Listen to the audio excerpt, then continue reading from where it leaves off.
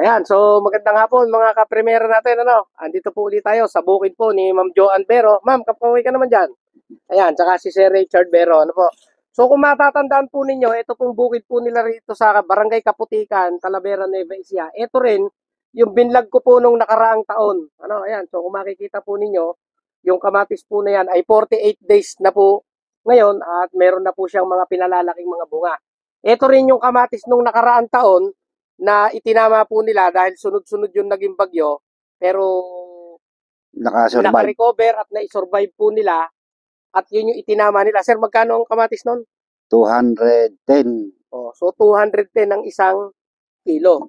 Ganitong panahon din po yun. No, sir. So ngayon, ito uli siya, gusto ko lang ibigay yung pagkakataon kay Sir Richard para ma-share naman niya sa atin yung kanyang, hindi naman sikreto kasi po, lahat na nagpupunta rito ay ikinekwento naman niya kung ano yung ginagamit niya at ano yung pamamaraan nila. Kaya nga lang, hindi naman lahat ng mga magkakamatis at magtutuma na mapupunta po rito at kilala si Sir Richard at saka si Ma'am Joanne. Kaya ngayon, gusto kong ibigay sa kanila yung pagkakataon para maibahagi naman nila sa inyo yung kanilang karanasan at ginagawa rito sa kanilang bukid, baka sakaling may dagdag dun sa pagpapaganda ng ating pananim. Sige nga, Sir Richard, ikwento mo nga, Sir. Ano, sir? Save lang din po nung nakaraan, nung ating ginagamit. Nung una pong ginawa, nagpagkondisyon po tayong lupa. Ginabitan po natin ng Nutrical. Yan po. Habang kinocultivate po yung lupa, parang ganito po, kinocultivate. Kaya lang sinabog po muna doon sa buong mga tudling, saka sa lupa na yan.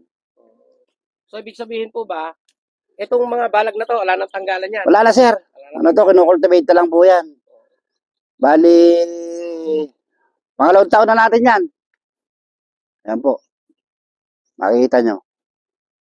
Yan po yung kamatis ni Sir Richard. Bago raw po siya magpatanim, ipinasabog niya na yung Primera Nutrical. So, nakatudling o... Hindi, sir. Pinadukita ko muna sa araro ng kalabaw. Tapos, kinultivate. Nung nasabugan na ng Nutrical, kinultivate naman po nung parang mali na rin. Opo. Yan po, ang resulta ng natin. So, pansinin po ninyo. At saka po ang kakaiba rito, tingnan niyo po. Yung pong kamatis po ni Sir, 48 days old na po siya ngayon, hanggang balikat na po niya. At nakita po ninyo, ang oras po natin ngayon ay 1:00 ng tanghali. Pero nakita niyo, galit na galit yung kanyang mga dahon, yung kanyang mga talbos, yung kanyang mga bulaklak, andyan pa rin, intact pa rin.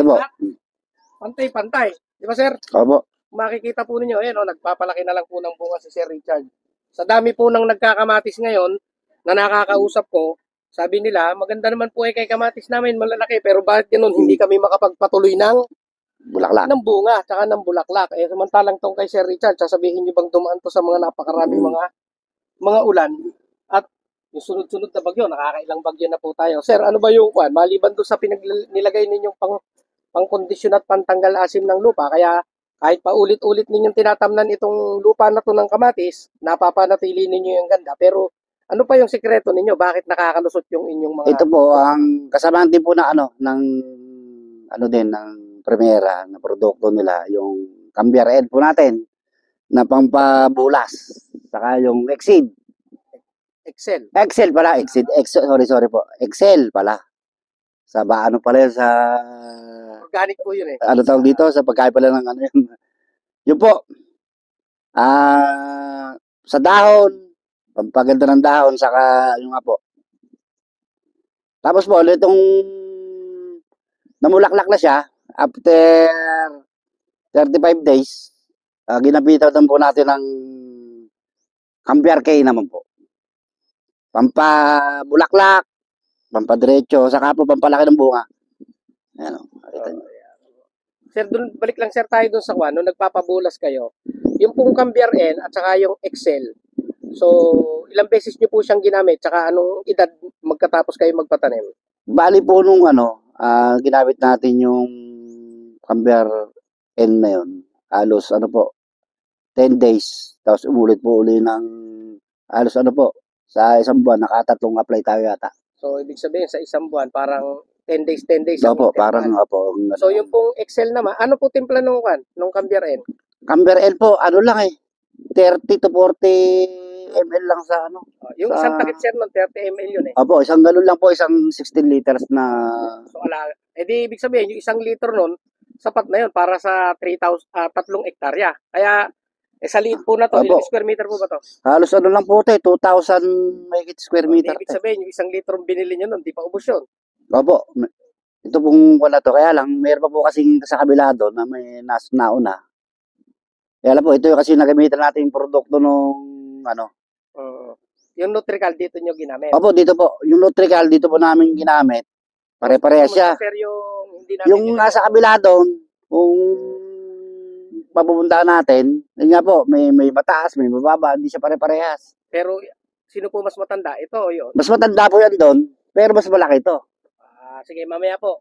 Sa ibang part ng video natin, pupuntahan po natin yon.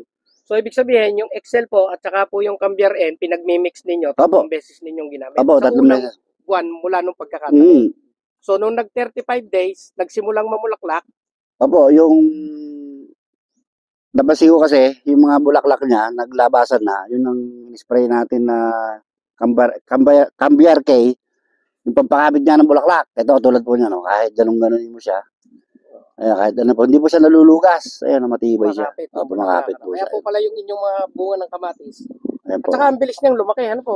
Saka, kumpleto po yung ano niya, yung, ayan o, makikita nyo, kumpleto siya, walang laglag na ano, makapit po talaga yung, ano natin, papabulaklak na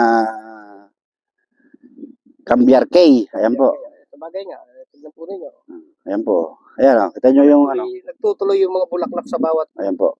Lahat po na, wala po siyang, ano, siguro may natanggal siya, siguro kasi nakadikit niya sa, ano, ayan po. Sa leteng pagbahay. Opo. Pero ayan, kahit bilangin ninyo, talagang Ayan po, kumpleto. kumpleto, ano po. Ayan po.